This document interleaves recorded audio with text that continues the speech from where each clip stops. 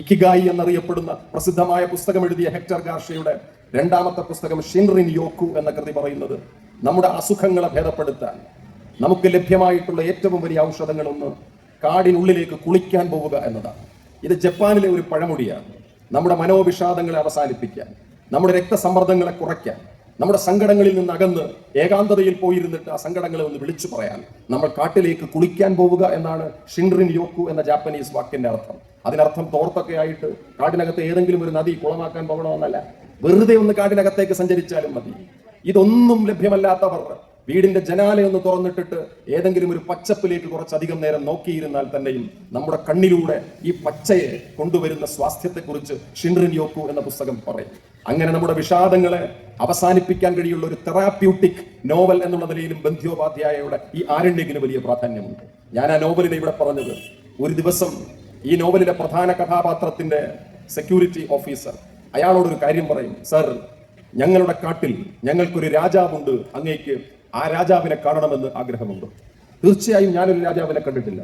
Balendran sir പറഞ്ഞതുപോലെ അയ്യാ വൈകുണ്ഠസ്വാമിയെ അങ്ങ് അഗസ്തീശ്വരം മുതൽ അട്ടക്കുളങ്ങര വരെ ചങ്ങലയിൽ കെട്ടിക്കൊണ്ടുവന്ന രാജാവിനെ കുറിച്ചല്ല.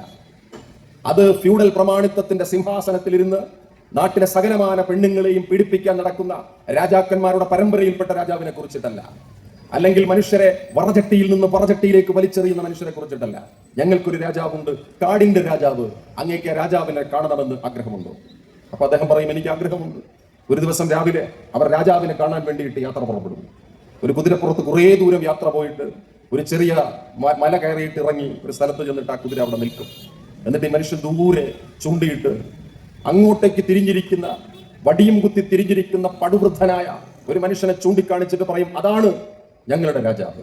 മുഷിഞ്ഞ വസ്ത്രം ധരിച്ചിരിക്കുന്ന, 100-ലേറെ പ്രായമുള്ള, കന്നുകാലികളെ മേയ്ക്കുന്ന ഒരു വൃദ്ധനെ ചൂണ്ടിക്കാണിച്ചിട്ട് ഇതാണ് രാജാവ് എന്നിയാൾ പറഞ്ഞപ്പോൾ ഈ മാനേജർ ദേഷ്യപ്പെട്ടു. നീ എന്നെ പരിഹസിക്കുകയാണ്? അല്ല സാർ, ആയിരിക്കുന്ന മനുഷ്യന്റെ പേരാണ് ദോപരുപന്ന വീരവർദ്ധി. ഈ മനുഷ്യൻ ചെറിയ മനുഷ്യനല്ല.